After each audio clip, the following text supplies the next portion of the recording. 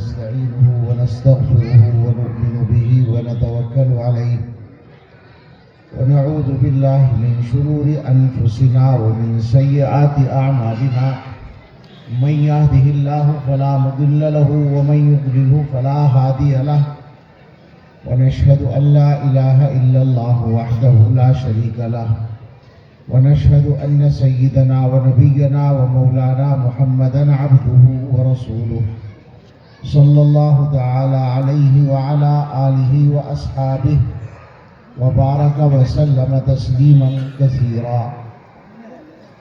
أما بعد فأعوذ بالله من الشيطان الرجيم. بسم الله الرحمن الرحيم. إن الذين قالوا ربنا الله ثم استقاموا فلا خوف عليهم ولا هم يحزنون. صدق الله العظيم. عن سفيان بن عبد الله رضي الله عنه قال قلت يا رسول الله قل لي في الإسلام قولا لا أسأل عنه أحدا غيرك قال قل آمنت بالله ثم استقم أو كما قال عليه الصلاة والسلام. وعن العباس بن عبد المطلب رضي الله تعالى عنه قال قال رسول الله صلى الله عليه وسلم ذاق طعم الإيمان من رضي بالله ربا وبالإسلام دينا وبمحمد رسولا أو كما قال عليه الصلاة والسلام. اللهم صل على سيدنا محمد وآله وأصحابه وبارك وسلم. اللهم صل على سيدنا محمد وآله وأصحابه وبارك وسلم. اللهم صل على سيدنا محمد وآله وأصحابه وبارك وسلم.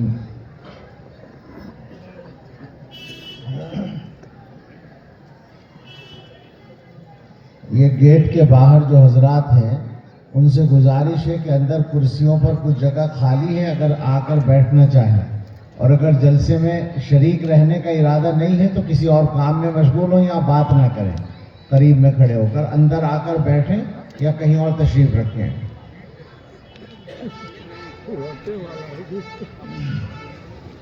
تاریخ نے پوچھا اے لوگو یہ دنیا کس کی دنیا ہے؟ دنیا میں انسانوں نے بہت کچھ کیا ہے، اس میں سے بہت کچھ ایسا ہے جو کرنے کا تھا اور بہت کچھ ایسا ہے جو نہ کرنے کا تھا. اس کا خلاصہ ہے. ایک بزرگ شاعر کی یہ نظم ہے. تاریخ نے پوچھا اے لوگوں یہ دنیا کس کی دنیا ہے؟ شاہی نے کہا، بادشاہت نے، کنگڈم نے، شاہی نے کہا یہ میری ہے، اور دنیا نے یہ مان لیا. پھر تخت بچھے، ایوان سجے، گھڑیال بجے، دربار لگے، تلوار چلی اور خون بہے، انسان لڑے انسان مرے. دنیا نے آخر شاہی کو پہچان لیا. ایک اور نظام آیا. تاریخ نے پوچھا پھر لوگوں یہ دنیا کس کی دنیا ہے؟ دولت نے کہا یہ میری ہے. سرمایہ دارانہ نظام، کیپٹلزم جس کو کہتے ہیں. دولت نے کہا یہ میری ہے اور دنیا نے یہ مان لیا. پھر بینک کھلے، بازار جمے، بیوپار بڑھے، انسان لٹے انسان بکے، آرام اڑے سب چیخ اٹھے. دنیا نے آخر دولت کو پہچان لیا. تاریخ نے پوچھا پھر لوگوں یہ دنیا کس کی دنیا ہے؟ ایک اور نظام آیا تھا، کہیں کسی درجے میں باقی ہے، کمیونسٹ نظام، کمیونزم. تاریخ نے پوچھا پھر لوگوں یہ دنیا کس کی دنیا ہے؟ محنت نے کہا یہ میری ہے اور دنیا نے یہ مان لیا. پھر روح دبی، پھر پیٹ بڑھے، افکار سڑے، کردار گرے، ایمان لٹے، اخلاق جلے، انسان مرے حیوان بنے. دنیا نے آخر محنت کو پہچان لیا. تاریخ نے پوچھا پھر لوگوں یہ دنیا کس کی دنیا ہے؟ مومن نے کہا اللہ کی ہے، اور دنیا نے یہ مان لیا۔ پھر قلب و نظر کی صبح ہوئی، ایک نور کی لے سی پھوٹ بہی، ایک ایک خودی کی آنکھ کھلی، فطرت کی صدا پھر گونج اٹھی، دنیا نے آخر آقا کو پہچان لیا، پہچان لیا۔ اللہ تعالیٰ کا شکر ادا کرتے ہیں کہ آپ حضرات کی خدمت میں حاضر ہونا آسان فرمایا۔ یہ جگہ ہمارے لیے اجنبی نہیں ہے۔ پہلے غالباً 2 مرتبہ میں یہاں کے جلسے میں حاضر ہو چکا ہوں۔ اس وقت یہاں کے ذمہ دار ڈاکٹر صاحب، کیا نام ہے، ڈاکٹر شوکت علی صاحب رحمۃ اللہ علیہ، جن لوگوں سے تھوڑی سی ملاقات کے بعد ہی ان کے حسن اخلاق اور میرا خیال ہے کہ یوں بھی کہوں میں کہ باطنی صفائی کا ایک تأثر قائم ہو جاتا ہے۔ مجھے ڈاکٹر صاحب مرحوم ایسے ہی آدمیوں میں محسوس ہوتے ہیں۔ یہاں ہم آئے ایک مرتبہ حضرت محتمیم صاحب دامت برکاتہم کے ساتھ۔ اس وقت کلیم عاجز صاحب رحمۃ اللہ علیہ حیات تھے اور اسی مجمع میں کہیں پیچھے بیٹھے تھے۔ مجھ سے لوگوں نے کہا کہ محتمیم صاحب اگر اعلان کر کے ان کو بلائیں گے تو وہ اسٹیج پر آ سکتے ہیں۔ تو محتمیم صاحب نے اعلان کیا کہ کلیم صاحب تشریف لائیں، بلکہ یہ فرمایا محتمیم صاحب نے میں ان کی ملاقات ہی کے لیے آیا ہوں۔ چنانچہ وہ اسٹیج پر تشریف لائے، ہم لوگوں کے درمیان بیٹھے اور ہماری باتیں سنی۔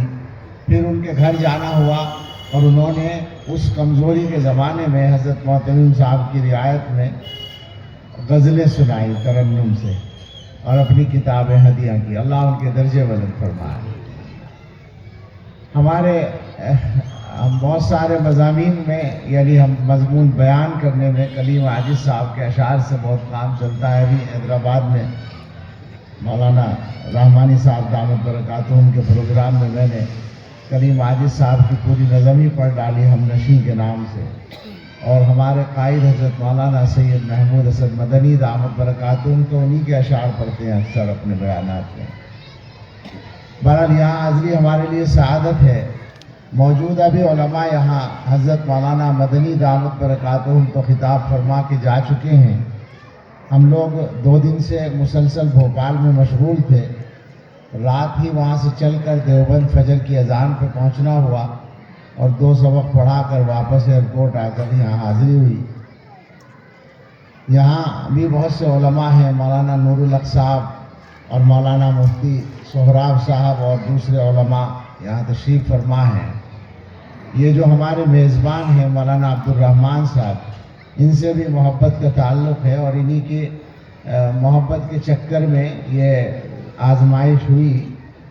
میں نے ان کو بتایا تھا کہ چھٹی لینے کا موقع نہیں ہے، تو یہ صورت اگر ممکن ہو کہ میں سبق پڑھا کے آؤں اور رات کو واپس ہو کر اگلی صبح کا سبق پڑھا سکوں تو ممکن ہے، چنانچہ اسی طرح بن گیا۔ یہ نہیں اندازہ تھا کہ اس سے پہلے اتنا بڑا مشغولی کا پروگرام بن جائے گا، جس کی وجہ سے بہرحال اللہ نے آسان کیا، بیٹھے ہیں۔ اللہ تعالیٰ خیر کی بات کہنے کی توفیق عطا فرمائے۔ آج کل کے حالات میں بہت ساری باتیں کہی جاتی ہیں اور کہنے کو جی چاہتا ہے، اور اس بندہ ضعیف نے بھی بعض باتیں اپنی حیثیت سے بڑھ کر ملت اسلامیہ سے بھی اور اپنے برادران وطن سے بھی گزشتہ بیانات میں کہی ہیں، لیکن ظاہر ہے کہ ہر بات کا ہر موقع نہیں ہوتا۔ ہماری جو اصل بات ہے، ہمارا جو اصل موضوع گفتگو ہو سکتا ہے مسلمانوں